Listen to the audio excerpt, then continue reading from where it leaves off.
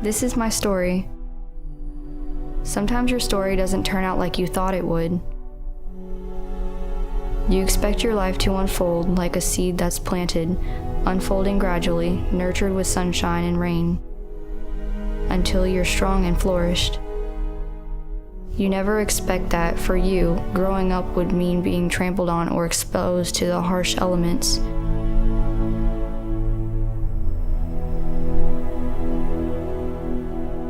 Well, patrol received a call that a reportee was calling in saying that her daughter, who was now 12, was disclosing to her that back when she was 6 years old, that her father had been molesting her.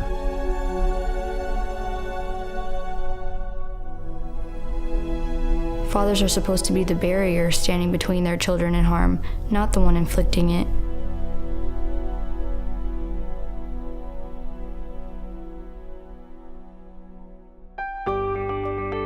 The child that came through the doors was quiet and reserved. She was very shy. She had no self-worth. She lacked self-esteem.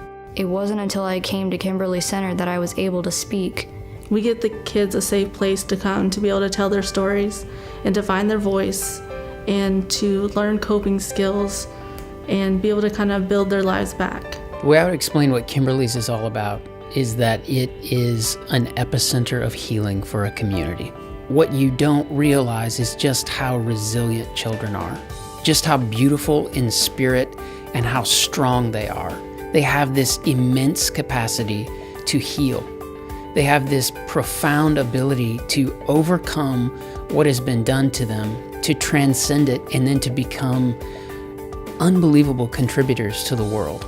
But that only happens if there are people who actually deal with the implications of what was done with them.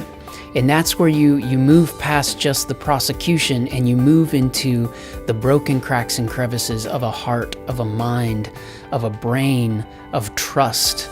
What was broken here, and how do we talk about it in a way that it can be mended so that you can turn around and become the kind of person who trusts again? And what we see over and over and over again is that these kids are profoundly capable of that. It's hard to see kids hurt.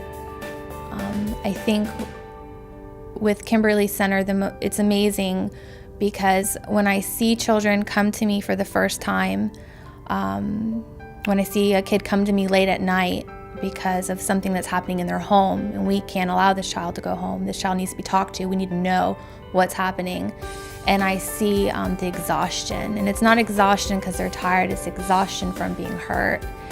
And I see them come back to us the next day for counseling or the next week for counseling, and you can tell a difference in their face and their smile and their eyes, and they're different kids. And I think it's because of Kimberly's working together with our community just to, again, relieve this burden and to help keep them safe, and knowing that there's a place for them.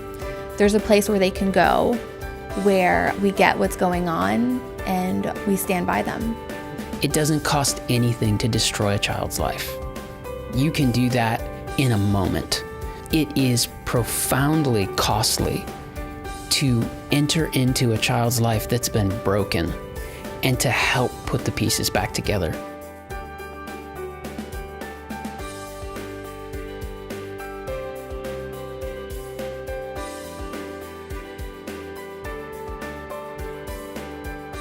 The journey to healing has been a long 4 years, but I made it.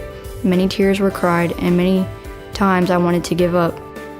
I think one of the times that I knew that she was going to be okay was when she forgave herself. You know, no longer blaming herself for any of this.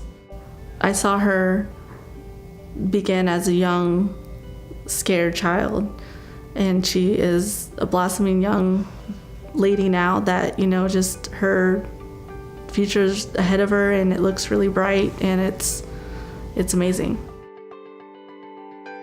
I'm a junior in high school, and this is my story, and I can tell it with my own voice, and I'm ready to pursue my life and let nobody stop me.